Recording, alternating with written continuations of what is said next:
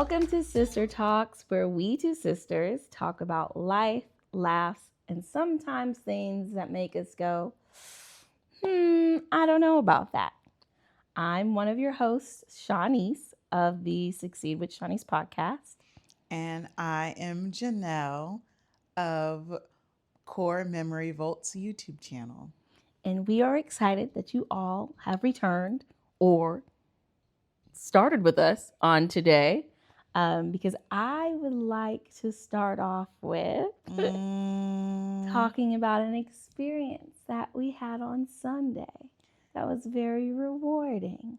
And I will follow up with my curiosity. Oh, there's a Janelle curiosity. Oh, okay. I'll do. For those who are tuning in for the first time, we've had Shanice curiosities. So I think y'all are going to hear how excited I am. Now we have Janelle curiosities. And then one day in the past, we've also had Janelle conspiracy theories and. Yeah, my side of this is going to be random. Where your that's side's really a little more organized. Oh, I see. But this is going to be more of a short yet informal conversation. Because I really enjoyed on Sunday our experience on a yacht. It's a yacht. I don't know what. Because it had multiple, I was Googling. We were on the water. It was a bay cruise. And it was like a two-story yacht. The first story was fully covered with like dining tables and food, which y'all know me, I love food, and an open bar. And then the second floor was half covered. So again, there was a dance floor that we did not get to use because we were enjoying each other's company. But then the second half of that second floor was uncovered, so you can feel the bay breeze and get all of the selfies. And I did some like footage for my YouTube channel. So it's not up now. Well, maybe by the time this comes out. Because right now there's only one video up over there. But I'm going to try to be a little more consistent. So that you'll be able to see what it is that we're talking about. And you guys can tell us what those boats are called. Because we don't know. Yeah, I don't know. But I did start Googling to try and figure it out. Because it was a wonderful experience. The way that it was organized by one of my friends was beautifully done. But also the captain of the ship. The captain and the staff were just amazing. So I really loved that. But I think my takeaway that I really enjoyed was being able to be on water as a non-swimmer and not have to really worry about anything. Like at first I was a little hesitant because I was like, okay, where are all the safety gear and stuff like that? Because it's not just under your seat and you're just kind of free on this boat. So I got, a little anxious, but once you get on the boat, it doesn't feel that bad. And I think I've always been anxious about being in big bodies of water because I can't swim, which is why I haven't done like cruises and stuff. But this was like a good first experience on a boat where you're like eating and mingling and not really being too involved with the fact that you're in the middle of the freaking ocean. So I thought that was really nice. So my curiosity is, are there different, and this is to the audience, are there different levels to this yacht experience? And how do you get acquainted with those different levels? Because there were other boats even on the dock surrounding it, but I wasn't sure if those were people's personal boats or the experience that we had on this specific cruise boat. So love to hear from the rest of the audience because I'm curious. Like now, yachts might be added to my list of things that I just do, because it was really nice. Not for too long. Like, I don't want to be on there for days, but maybe 4 hours would be nice.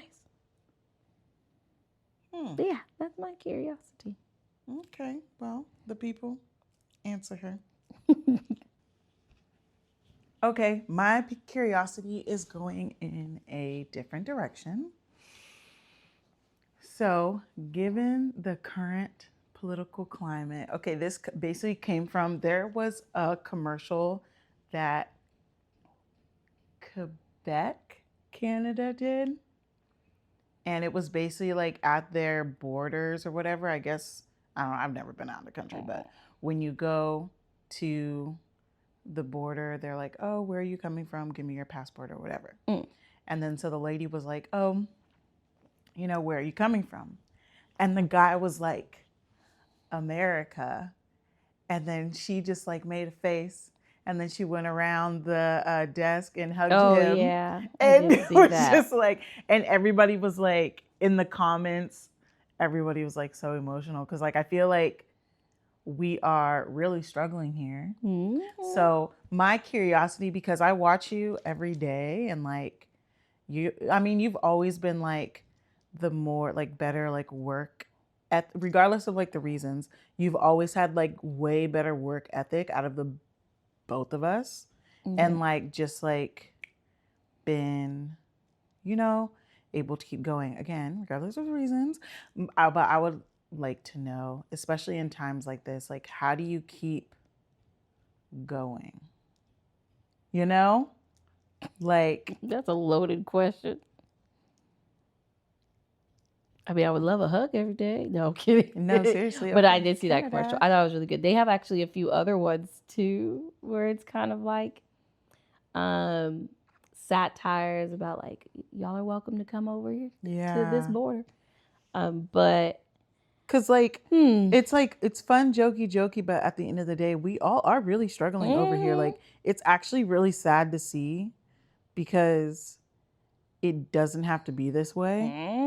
And specifically when I see people in like how it's like hard, like vibe wise in California, it's like we're letting people 300 and some odd miles away dictate how we feel here. Yeah. And I don't like that, because like, who are y'all? Except people who talk a whole bunch of mess about California and then come to Disneyland. But I digress. Or even just to see the Golden Gate Bridge. Correct. Because evidently, that's a place I thought we were war torn over here. I thought it was a war zone over here. Why are you bringing your kids to Anyway, everybody talks bad about California till it's time to go to Disneyland. Yeah, but say it is tourist season. We're getting an influx of people coming in and out of California. The question still stands. Sorry. Yeah, I mean, the primary reason is because it's usually I don't like where I am now, so I'm working towards something to get out of whatever I don't like now, or I want something. Like my work ethic is heavily driven on the outcome, or like, okay, what do I get at the end? And I've said this before, I have a very competitive nature. I like to win in my own right, not win like some of these people are winning in politics, where there must be a loser or they must step on someone to get there, but win in the sense of like, I've achieved exactly what I sought out to do. And so that's what drives my work ethic and keeps me going. Yeah. Okay. Yeah. That's why I was just wondering, because I see you every day getting up, and some days I just be depressed and I just be like, what am I doing? Like, what's the point? And you just be in there just working in your office. I'm just like, how do I be more like you? Because I get up and I see something I don't like. But like, and I'm like, okay, let's get to work so we can. Yeah, I got to figure out what is it? Motivator? Yeah. Because it's like, or you're a driver. Like sometimes when I see things that I don't like, I'm like, okay, like I'm going to conquer this, whatever. But like when you start seeing, well, I'll speak for myself. When I start seeing too much and too many evil people that don't know how to do anything, definitely don't have as many degrees and da-da-da-da-da, and they keep winning, I just be like, what am I doing? Like, what? Let me sit down somewhere because I'm trying so hard. Yeah. Anyway. Yeah, and I put on blinders, which could be a good or it helps and hurts all at the same time. Not it could be, I know. I put on blinders whenever I'm focused on achieving something. It helps because now I'm focused and I'm like, this or bust, like, and there's no option to bust. Ooh. We are keeping that in. There's no option to quit or not achieve. There's no option to not achieve. Breezing. Guys.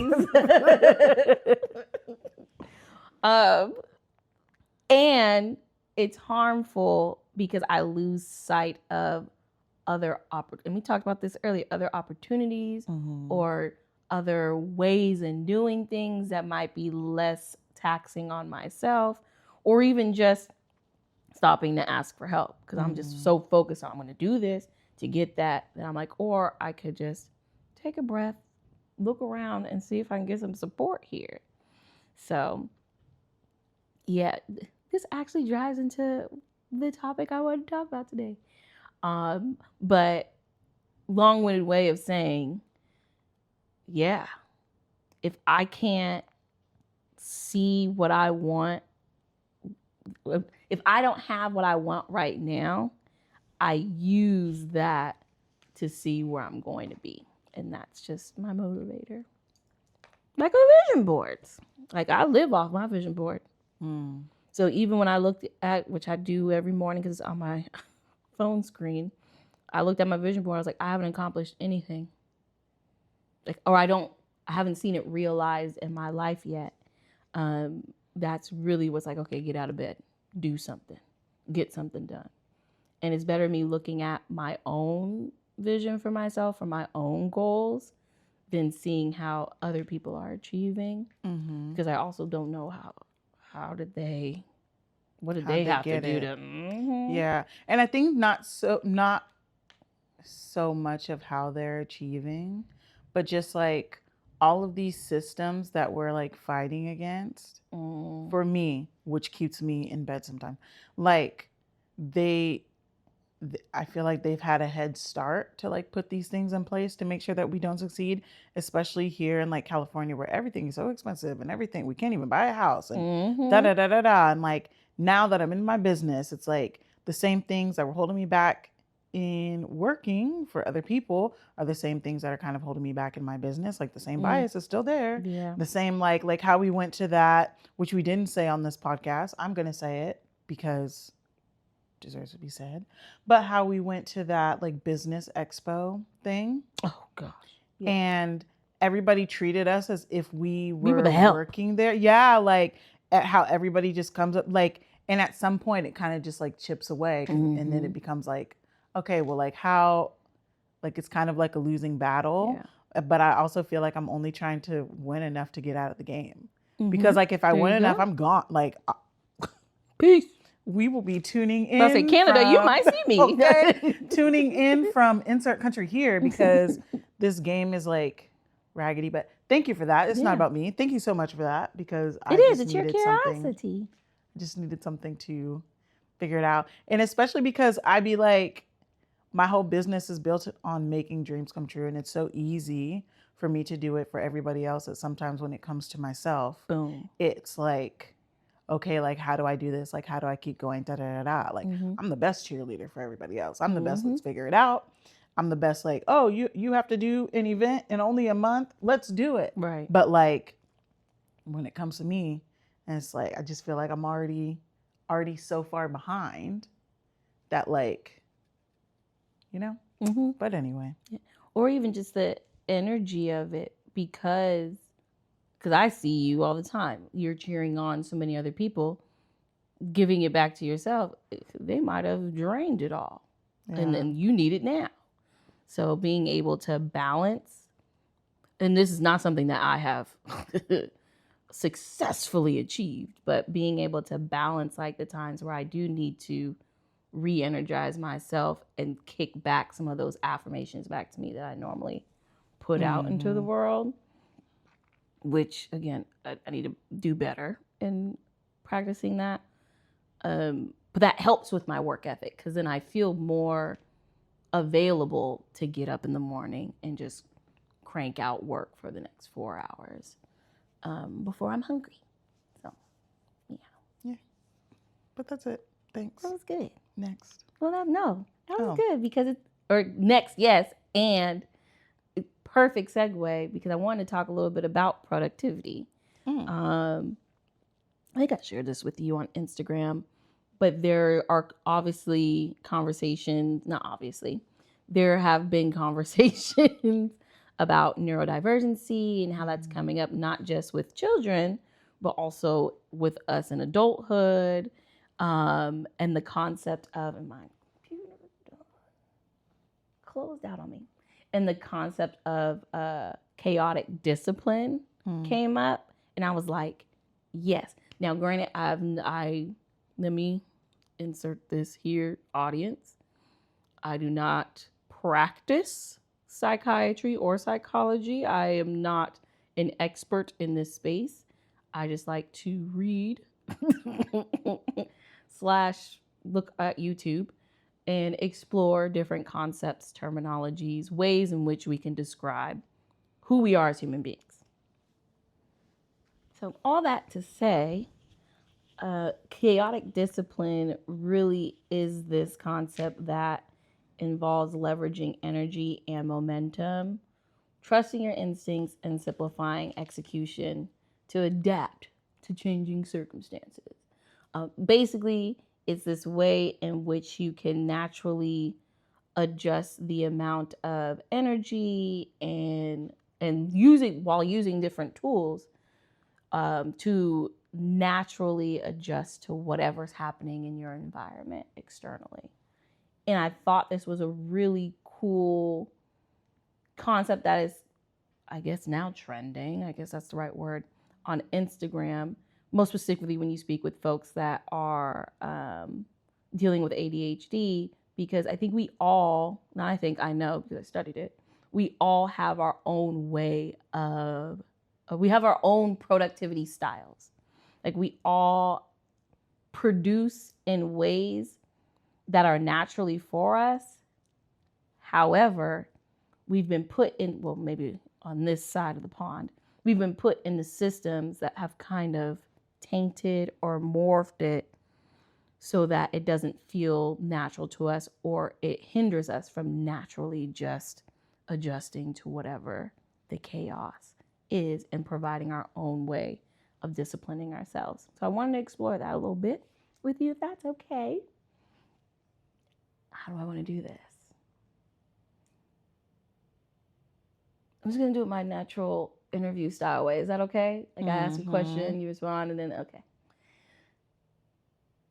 Because I'm getting really excited because this is so my niche interest. So first, are you familiar with chaotic discipline? Yes. And also you just explained it. Yes, but in the sense of like outside of it being connected to neurodivergence, but just the overall concept of personality, productivity styles in general. I'm realizing I'm only saying yes because I don't want you to go over it. Okay, great. So we'll start there. So how would then you describe your productivity style? I should have said no. It's okay. How would you describe your productivity style with what you know? Okay. Lackluster. I'm just kidding. Dang. Meanwhile, it depends. Yeah.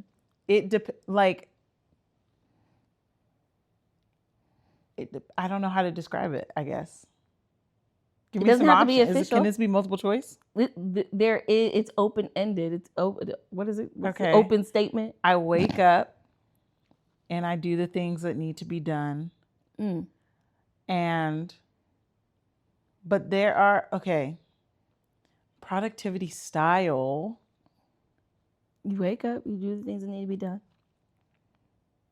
I make a list of everything. Okay. So that's how I do the things that need to be done. That's my style. I make lists upon lists upon lists. And how did you, I want to respond to that in a minute. How did you come to that way of being productive? Honestly, it was when I did my certificate in project management, the Google one, because technically, like, so when I was in athletic training, like, there was a list for like game day, list for practice, like depending on which field you're going to, all the things.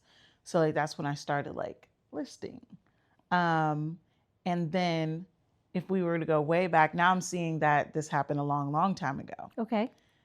We used to get planners every year in school. I don't know why they don't be giving them kids planners these days. But tell the schools to talk to me and I will design a planner, okay? Especially for your school. That would be a good... Because these kids need to get planners. Yeah. But they gave us planners every year starting in middle school to where we like made a list of everything. And they made me, because I was like the kid where like my homework is crumpled up at the bottom of my backpack. Because I'm stuffing everything else in there. And we're going to dance after. I don't care about this homework. So like, made a list of the homework that needed to be done because a lot of it was up to us to do it. Like, we just had to do it. So that's what started the list. But where I started recognizing the list was in athletic training, because that's what, like, you know that you, because there's a life or death component there, sometimes, you don't want to forget anything. First of all, you're liable. Second of all, that's your athlete. You don't want to forget anything. So make lists there, And then I started doing that for, other things. And then in project management, I realized all it is just a list on list on list on list, depending on who's looking at the list. You know what I mean? Like, even your high level, like, timeline is the people who don't care about the meat and potatoes, but that's still a list of the timeline. And then the people that are like just media, they have a list of what they're looking at. And the people who are just volunteers, they have a list of and it's just lists. And then that brought me to like designing my planners, because I was like, what if I just project manage my life? And then so now my planner has become like the list upon list upon list, how I do it. And then it helps me keep with what I need to do in the day. Where I struggled though is being unrealistic about the list. But that's like a ADHD thing where it's like, you don't know how long it takes to do something. So it's like, whereas, because we talked about this before, when I was working, and I was like, it is not natural for somebody, first of all, to sit down for 8 hours, but also to try to produce so many things in one day. And it's like, I've tried to relegate myself to just one thing a day. Doesn't work when I'm looking at my list sometimes. Work-wise, not like other things that need to be done. So sometimes you'll put a whole bunch of big things on your list and you can't get to it. Day. So that's something that I'm like still working on. But to answer your actual question, lists is the short answer. Yeah. So, and that's a good answer, because it aligns perfectly with what personality. Why am I still on personalities? My goodness. Productivity styles, I feel, should be all about. There isn't this one size fits all. And I know some folks in there are going to be like, what about Myers-Briggs? What about the person? That's why I'm thinking of the personalities. What about all the different productivity traits? I get it. And there is science and research out there that aligns like your productivity styles or habits with your personality traits. So if you want the science to that, y'all can go look that up. But what I am starting to see a trend towards, especially with Gen Z and Gen Alpha, is they have more autonomy to look at, how do I want to be productive? What feels good? What doesn't feel good? And I'm just going to do the thing that feels good. So like with you went straight to, I wake up and I make a list, and that list makes me feel productive. It's not big science, but I feel that, especially with us growing up, because I really think the millennials were like the test generations for all new things that they want to throw at kids and new research around childhood development. And we were just the guinea pigs. We were formed to do certain things a certain way. So when it came to being productive, because they were preparing us for I don't know why I'm quoting like people can see me, but for the workplace, they purposely drafted out our school schedules as if we were at an 8-hour a day job. And even within each class,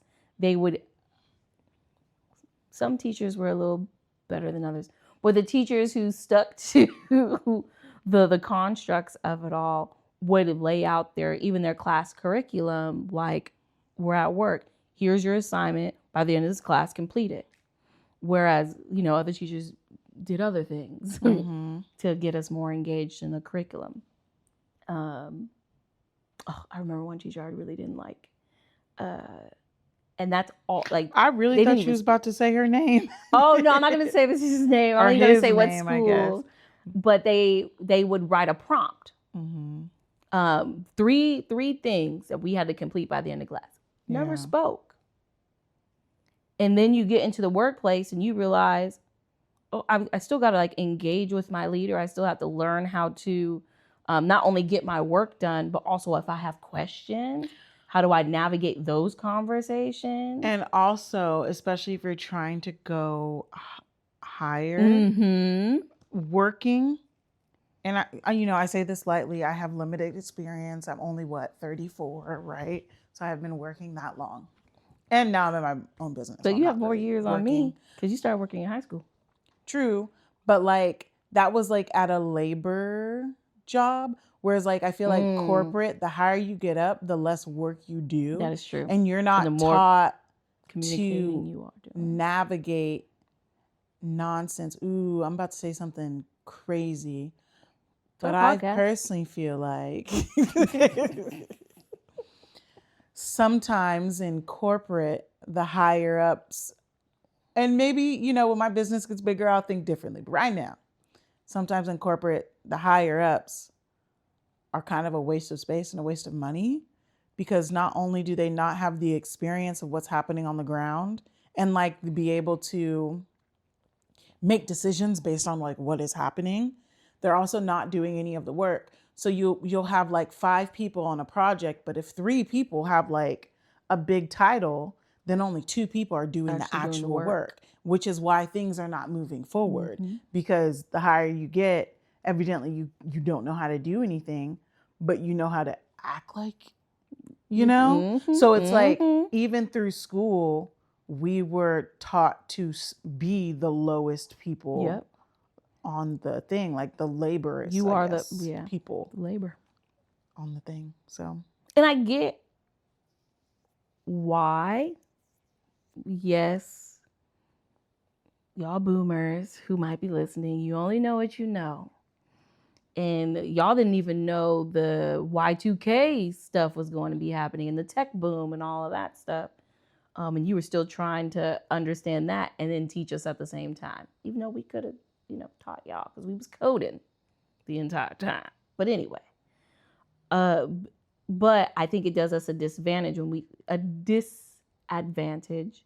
when we don't allow ourselves to explore.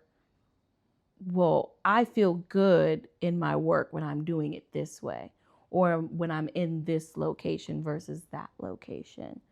Or, which is going to be my next question to you, these are the things that do not work. Yeah. Like if this is happening, or if I don't have this, or this is lacking, I can't be productive. Have you found what those things might be harmful to your productivity? Before I answer that question, I just want to state I give boomers 0 grace. Oh. And I think I'd be a little more gracious if I wasn't living the consequences of their actions. and the consequences of their inability to learn something new, because we are all suffering trying to stay up under their system when their system doesn't work, but they kept their houses. They kept, and obviously, home ownership is, we don't know what's going on now. We're all struggling here in California. But it's like, you've made it to where you were fine, and you brought up the ladder as you made it to wherever the ladder you ends. were trying. Yeah. Like, or you burn the ladder when you made it to top, whatever that saying is. So I give them no grace. Especially when you expect us to learn all these things, get all these degrees, get all these certificates. Now we're riddled in debt, and we still can't get the jobs that we were going for. True. Now, your actual question was, what does not feel good? Or what have you found harmful to your productivity? Micromanagement. That's a good one. Harmful to my productivity. That's actually a very popular one in research studies. But again, we're not doing that today. Y'all go in the chat, research, and share all of the knowledge. And like when things are, I think there's nothing really harmful when I work with myself. But when I'm working in groups, which is kind of also why I think having my own business is kind of best for me. Because like when working in groups and having to adopt a system that is not efficient, I struggle with a lot, because like not to say I'm the best in operations. I'm not saying that by any means, okay? However, I'm good at systems, and I know that for a fact. So when I'm seeing something that's like holding something up, it's like I have to always get over like, oh, this is dumb, and then I have to do it anyway. Oh, this is dumb, and then like there's that extra like minus 10 points for this is dumb, and then the rest of the energy goes to I have to do this anyway. That makes sense. So I think it's more on the system itself, or having efficient systems in place for you to be able to be productive versus necessarily having people around, unless the people are the system.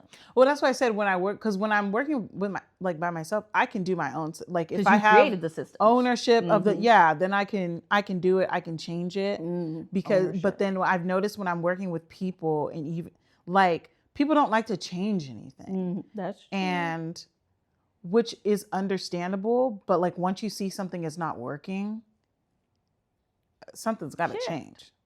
And it's going to be every project is different. I work in the event world. Every event is different. So you just got to shift it. But yeah. Awesome. Well, I appreciate you exploring this with me. And I'm going to make an ask. And I hope that on this episode you agree. Because I enjoy looking at all the things around Myers-Briggs, Big Five, all that stuff. And there are newer assessments out there that are a little bit more, I guess, holistic. Like it's not just looking at these 5 traits, but it's looking at your environment, your past experiences. Like it's bringing all of that together to help then kind of codify what your productivity style is. So I was wondering, and maybe it's more of like a vlog episode, but like a little bonus episode of us doing an assessment together and recording some of our initial feedback or initial insights around the results of our assessment. And I promise I'll choose a quick one. Like it'll be like maybe 15 minutes. I was like, my attention, I don't want to spend too much time. It won't have 100 questions. I know that. Because I really think in the times that we are in now, and where folks are looking at work differently, we also need to consider doing how we do differently. Mm-hmm. And by doing that, we need to understand what is it that we're doing now that just isn't working. And to understand how to even do it differently. Because one thing that I've noticed, I've said my business like 5 billion times, but it's just top of mind, guys. So sorry. I'm not trying to be like my business. Or what's that? Never mind. But on Southern Charm. No, on Summer House, one of the girl was like, as a CEO. So no, I'm not trying to do that. But I am saying I've learned that there's a lot of internal reprogramming that I had to do, and also internal like reprogramming that had to do with myself, because we've learned how to do this a certain way, and we're kind of like going against the grain, as millennials have always had to do, by the way, because like we didn't get the Montessori schools, so these kids are able to have these experiences and these conversations because probably the millennials are running the schools, but they had the opportunity to go to different types of schooling and see different types of or experience different types of education. Now, I'm not saying all the kids, because, access, equity, all that is not inclusion.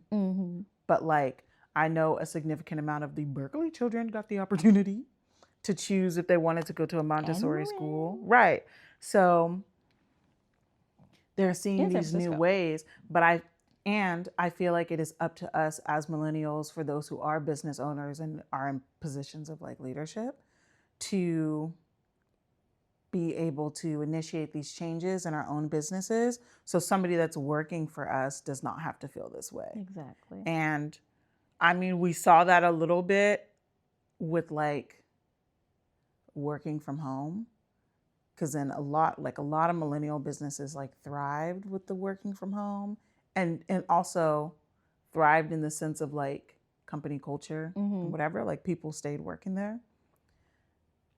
And we're seeing a big drawback of them, people being or mainly the bigger companies are in the news for it, but oh, you have to come back in the office for what? If you could do your job at home for 2 years, why do you have to come back into the office? So just kind of building those understandings and recognizing that, well, I'm just going to say, okay, not to be boomers are on their way out, but technically they shouldn't be working they should be retiring, but the system is built to where they can't, and the retirement age keeps getting further and further and further away. So we are actually supposed to be in a place that boomers had held this whole entire time, that we're supposed to be made vacant, but they can't because of the system in which it was created. Right. So now it is our job to be the front runners of all these businesses, and the front runners of just ownership, and be able to shift the culture as a whole. Right. And look at me on my soapbox. One more thing. And look toward these other companies and other countries, because they're making money. So the fact that Italy, Paris, that has France, one of them are able to eat lunch for an hour. Oh, there's a few actually. Right. And everything. France for sure. Italy does it too. Who has the siestas? Is that Spain? Siesta? Somebody correct me. I don't know. But they're able to have extended lunches. No. And then they do where was that girl? Maybe London, where it's they had lunch, and then after lunch they had tea, and everybody had tea. So it's if these countries are able to do it and make $1, because first of all, America is the ghetto, we are broke. So they're able to do this, and they're making significantly more money than us. So we need to start pushing that forward in that way. And I don't even know why I started on this little rant, but that is just what I wanted to say. It is our time. This is why I wanted to say it. Ooh, well, an inside look at our sister conversations when the mics aren't on. Because as early business owners, we are being oh, come to this how-to session, come to this da-da-da-da-da.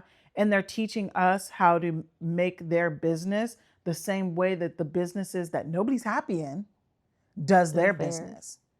And it's just like, I don't want to do my business like that. I don't want to exploit people. I don't think it's like a badge of honor for me to use my business to have my employees believe that we are all a family just to keep them away from their family. Mm-hmm. Like, I think it's a badge of honor when they get to go on vacations, when their kids get to like have their parents in their life and make memories and do all the things, not have them working for me on Thanksgiving or Christmas morning or like whatever. So that was that. That was all I was thinking. And sorry, that took up like 10 minutes. No, that's good because it's what I believe the overall outcome is as folks are assessing a lot more on what makes me happy. What makes me be able to give back to my community, my work, my life in a way that is still fulfilling for me. Because by doing that work, you then understand, okay, then how do I make an infrastructure so all of us can be able to do the same thing? Mm-hmm. And I'm curious to hear what you all think about it. Throw it away altogether. Forget productivity. I don't need to know my productivity. I just need to get the work done. Or absolutely, I would love to explore more and really name, like, what is my productivity style and how can I double down in that to be able to be more successful in the work that I'm doing. We'll love to hear from y'all in the comments below. How are we on time? Oh, it's over. So we are done. Minutes. So thank y'all for your time and tuning in, and hope to hear from you again next time. Wait. Okay. Extended version. We watched Sinners. Oh! Well, I guess y'all got to tune in next time. No, because it's going to be a whole week. Huh? We can just still make this a long one. Oh.